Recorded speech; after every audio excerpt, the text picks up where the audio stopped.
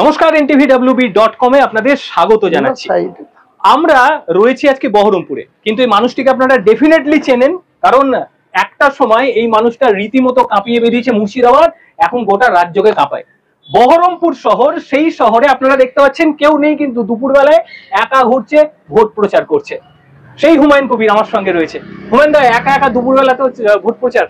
এটা আমার বহরমপুর শহর আমার দীর্ঘদিনের মানে নিজস্ব শহর। এই শহরে 1980 সাল থেকে আমার যাতায়াত। এখানে একটা অস্থায়ী বাসাও আমার রয়েছে। তো আমি সেখানে নাইট কাটাই না, কিন্তু দিন দুপুরে যখন বহরমপুরে আসি তখন কখনো কখনো 2-1 ঘন্টার জন্য রেস্টে থাকি এবং সেখানে স্বাভাবিক কাজকর্ম ওখান থেকেই পরিচালনা করি। তাই আজকে কাঁদিতে মিটিং ছিল হেলিপক্স ময়দানে, সেটা আমাদের ক্যান্ডিডেট ইউসুফ পাঠান, আমাদের জেলার সাংগঠনিক সভাপতি অপূর্ব সরকার, আমরা ছিলাম। ভালো জমায়েত হয়েছিল, আমাদের ক্যান্ডিডেটও খুব খুশি, আমরাও খুশি যে 13ই মে যে নির্বাচন হতে যাচ্ছে বহরমপুর লোকসভা কেন্দ্রে, সেই নির্বাচনে আসার ফল আমাদের হবে। আমাদের ক্যান্ডিডেট ইউসুফ পাঠান নিশ্চিতভাবেই। একটা জিনিস, যেদিনকা প্রেস মিট হলো, আপনি রীতিমতো হুমায়ুন কবিরের পাশে বসিয়ে প্রেস মিট করলেন, তার হাতটা আপনি ধরে বললেন যে আমার ভাই। আজকে ইউসুফ পাঠানকে দেখলাম প্রোগ্রামের পরে তিনি চলে গেলেন, তারপর একা একা বহরমপুর শহরে ঘুরছেন, মানুষজনের সঙ্গে যোগাযোগ করছেন, আর সবাই চেনা এই এলাকায়, যারাই দেখতে পাচ্ছি প্রত্যেকেই হাত নাড়াচ্ছে, এখন আমার সঙ্গে ইন্টারভিউ করছে। এই যে জিনিসটা, শহরে একা, এখন তো কর্মী সমর্থকরাও নেই দেখছি, হঠাৎ করে গাড়িতে নেমে গলি গলি চলে যাচ্ছে, মানে এবারে কি বহরমপুর শহরটা নিয়ে নিলেন পুরোটাই? বহরমপুর শহর তো আমার নিজস্ব শহর, বললাম না। এখানে অনেক রাজনৈতিক কর্মসূচি, 2013 সালের পৌর নির্বাচন হয়েছিল এই বহরমপুর শহরে। আমি একা, দিদি আমাকে দায়িত্ব দিয়েছিল পৌর নির্বাচন পরিচালনা করার জন্য, চেয়ারম্যান করেছিল। তার আগে কংগ্রেস দল অধীর চৌধুরীর নেতৃত্বে এই পৌরসভা 3-3বার বিরোধী শূন্য পৌর চালিয়েছিল। তারপরে তার রেকর্ড আমি ভেঙে দিয়েছিলাম 2013 সালে। প্রদীপ নন্দী এবং কানাই রায় তাকে নির্বাচিত করা হয়েছিল, আরো 5টা সিটে একদম কানের ফাঁক দিয়ে কংগ্রেস দলের কাউন্সিলর হয়েছিল। কাজে বহরমপুর শহরের অলিগলি, এই সমস্ত জায়গা, খাগড়া ঘাট বন্দর থেকে শুরু করে গোড়াবাজারের বিস্তীর্ণ এলাকা, এসব আমাদের একবারেই নিজস্ব জায়গা। কাজে এখানে চলাফেরা করা, কাউকে ডাকতেও হয় না, কারোর সঙ্গে আলাদা করে কিছু প্রয়োজনই পড়ে না, এটাই বলতে পারি। আর একটা জিনিস যেটা দেখলাম, যে ইউসুফ পাঠান প্রচারে আসছেন, আপনি বক্তব্য রাখছেন, তিনি ঢুকলেন, তারপরে এটা অনেকের খেয়াল হয়েছে কিনা জানি না, আপনি চেয়ারে বসে আছেন, ইউসুফ পাঠান যেটা করছেন সেটা কিন্তু রীতিমতো আপনার একটা জিজ্ঞাসা সে চাইছে যে হুমায়ুন দা করবো, তারপরে প্রত্যেক ক্ষেত্রে আপনি দেখছি একটা লিড দিচ্ছেন। এই বিশেষ করে ইউসুফ পাঠানের একটা বিতর্কিত মন্তব্য আপনারও ছিল, তারপরে পুরোপুরি চেঞ্জ হয়ে গেল, পরিবর্তন। এখন তো রীতিমতো আপনার উপরে ভর করে তিনি প্রচারটা চালাচ্ছেন, এই জিনিসটা কিরকম লাগছে? ইউসুফ পাঠান রাজনৈতিক লোক না, সবাই আমরা জানি সে একটা বিখ্যাত খেলোয়াড়। তো সেই খেলোয়াড় হিসেবে তার যে পরিচিতি, তার যে সুখ্যাতি, সে ব্যাপারে তো কোনো প্রশ্নই উঠবে না। কিন্তু রাজনৈতিক সে তার সবে নতুন হাতে খড়ি, সেই জায়গাতে দাঁড়িয়ে ইউসুফ পাঠানের একটা সমস্যা, সেটা হচ্ছে ও বেঙ্গলি ল্যাঙ্গুয়েজ বলতে পারে না। তো সেখানে কোথায় কি বলতে হবে, ও দুদিন যেখানে পিস দিয়েছে আমাকে মোটামুটি জিজ্ঞেস করে, আমি সেটা ওকে যা সাজেস্ট করার সেটা বলেছি, যেটা সালাম দেওয়া, আদাব দেওয়া, নমস্কার দেওয়া, এটা যেন বাঙালির ঐতিহ্য, কারোর সঙ্গে মত বিনিময় করা।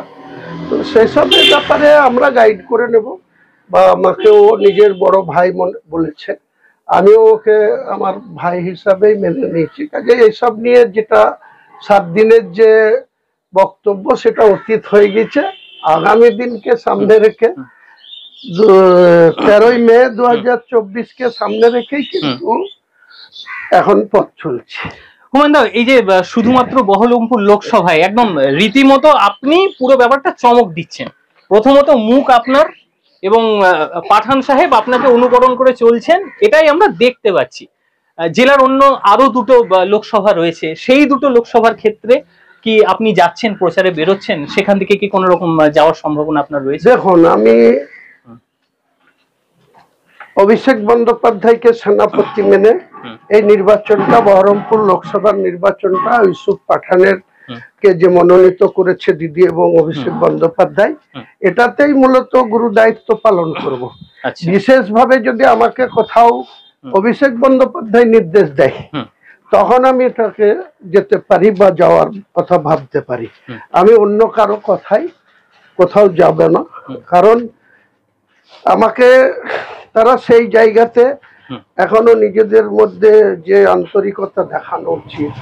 এই যে আবু তাহের খান, উনি যে প্রার্থী, দ্বিতীয়বারের জন্য মনোনীত হয়েছেন, পার্লামেন্টারিয়ান হতে গেলে অনেক ডেকোরিয়াম মেনটেন করতে হয়, কিন্তু তিনি যখন 2001 সালে বাস চিহ্ন নিয়ে ভোটে দাঁড়িয়েছিলেন, এই হুমায়ুন কবিরের দৌলতেই সেদিন কিন্তু তিনি উইনিং হয়েছিলেন এবং বিধানসভায় পা দিয়েছিলেন। আমি যখন এখানে দু একটা মন্তব্য 12 তারিখে করলাম, তার রিয়াকশন দিতে গিয়ে উনি যেটা দিয়েছেন, আমি বলবো ওটা মোটেই সমুচিত কাজ করেননি। উনি ক্যান্ডিডেট পেয়েছেন রিপিটলি, তার জন্য তিনার অনেক খোশ মেজাজ থাকতে পারে, কিন্তু আমরা পাইনি, আমাদের তো অনেক দুঃখ থাকতে পারে। আমাদের যারা সহকর্মী, তারা তো আমাদের দুঃখ বেদনা তাদের অনুভব করা উচিত। তো সেই জায়গাটাই যখন করেননি, আমি উপযাচক হয়ে কারোর জন্য কোথাও কিছু, মানে দল যদি নির্দেশ দেন সেক্ষেত্রে আপনি একদম অভিষেক বন্দ্যোপাধ্যায় নির্দেশ দিলে আমি যাব। আর একটা জিনিস যেটা দেখা গেল, একটা সময় যখন কংগ্রেসের রীতিমতো দাপট, এবং সেই সময় আপনি কংগ্রেস ছেড়ে বেরিয়ে যান, এবং তারপর যেটা লক্ষ্য করা যায়, পৌর নির্বাচন বহরমপুরে একেবারে একা হাতে লড়ে কংগ্রেসের যে শক্তি সেটা খর্ব করে প্রথম যে জোড়া ফুল সেটা ফুটিয়েছিলেন আপনি, আপনার হাত ধরেই হয়েছিল পুরো বিষয়টা। 2008 সালে বহরমপুর পৌরসভার নির্বাচন হয়েছিল, সেখানে মমতা ব্যানার্জি সাংসদ ছিলেন তৃণমূল কংগ্রেসের একমাত্র সাংসদ। উনি এই বহরমপুর শহরে তৃণমূলের তখন 25টা কাউন্সিলরের মধ্যে মাত্র 19টাতে কন্টেস্ট করতে পেরেছিল, অর্থাৎ দুর্বল ছিল মুর্শিদাবাদ। সেই 8-এ ভোট পার্সেন্ট যা হয়েছিল, মাত্র 5% ভোট পার্সেন্ট ছিল। সেটাকে 2013-তে যখন আমাকে দায়িত্ব দিয়েছিল, আমি একার হাতে অনেক প্রতিকূলতার মোকাবেলা করে আমি সেই পার্সেন্টেজটাকে 32%-এ নিয়ে গেছিলাম। তারপরে আবার যখন 14-তে লোকসভা আসলো, সেই পার্সেন্টেজটা বহরমপুরে আবার 16%-এ চলে আসলো, হাফ। এসব গুলো তো অতীত হয়ে গেছে। এবারেও তো আপনি মানে মাস্টার রোলে রয়েছেন, একদম রীতিমতো বলে দিচ্ছেন কি কি করতে হবে। প্রত্যাশা কতটা রয়েছে? এবারে কি অদিত চৌধুরীর জায়গায় আপনি এমন হাঁটছেন, একটা সময় অদিত চৌধুরী অলিগুলিতে হাঁটতো, আজকে তো দিনের বেলায় কেউ কোথাও নেই, আপনি একা, মানে আপনার কর্মী সমর্থকরা নেই, একা হাঁটছেন, আমি দেখতে পেলাম না আপনার কাছে। কি মনে হয় এবারে আর কি? দেখুন, এই নবারণ সমিতি এসবগুলো আমাদের পরিচিত জায়গা, এখানে রাত্রিরে থেকেছি, দিনের বেলায় থেকেছি। এই যে এখানে বাড়িটা কালটু সিং এর বাড়ি, এই কালটু সিং এর বাড়িতে অনেকবার এসেছি। তিনি আকস্মিকভাবে আজকাল আমাদের মধ্যে নেই, অনেক আগেই চলে গেছেন, কিন্তু এসব জায়গা আমাদের, বললাম তো, চেনা জায়গা, পরিচিত জায়গা, গলি অলি সমস্ত। এখানে পাশে প্রশান্ত সেন থাকে, এখানে কালটুদা, এখানে ডক্টর আমানুল্লাহ, এসব সবই ধরেন আমাদের পরিচিত। কাজেই এসব নিয়ে নতুন করে কিছু দেখানোর নেই, নতুন করে কিছু বলারও নেই। একটাই টার্গেট, 13ই মে আমাদেরকে জিততে হবে।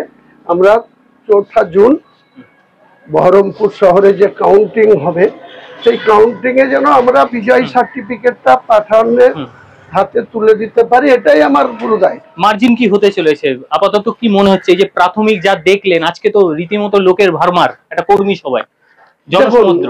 আমি ভোটের দামামা বাজার অনেক আগেই এবিপি কে একটা সাক্ষাৎকার দিয়েছিলাম, তো সেখানে আমি পরিষ্কার কনফিডেন্স নিয়ে বলেছিলাম, বহরমপুর লোকসভায় আমরা আগামী দিনে অদিত চৌধুরীকে 2 লক্ষেরও বেশি ভোটে হারিয়ে আমাদের পার্টির প্রতীকে যাকে ক্যান্ডিডেট করবে আমরা জিতাতে সক্ষম বা জিতবো। আমি সেই স্ট্যান্ডে এখনো অটুট আছি এবং সেটাই হতে যাচ্ছে, এটুকু আপনাকে বলতে পারি। অনেক ধন্যবাদ। আপনার মানে প্রচারে অনেকটা সময় আমরা ব্যাহত করে দিলাম। খুব ভালো থাকবেন, আগামী ভবিষ্যৎ আপনার অবশ্যই ভালো হোক, সুস্থ থাকবেন। আপনারাও ভালো থাকুন, মানুষের জন্য কাজ করুন, ন্যায় সত্যিকারের সংবাদ পরিবেশন করুন, এটাই চাই। একদম আমাদের সঙ্গে ছিলেন হুমায়ুন কবির এবং দীর্ঘ সাক্ষাৎ তিনি দিলেন। ক্যামেরায় বিনয়ের সঙ্গে আমি শান্তনু, NTV WP।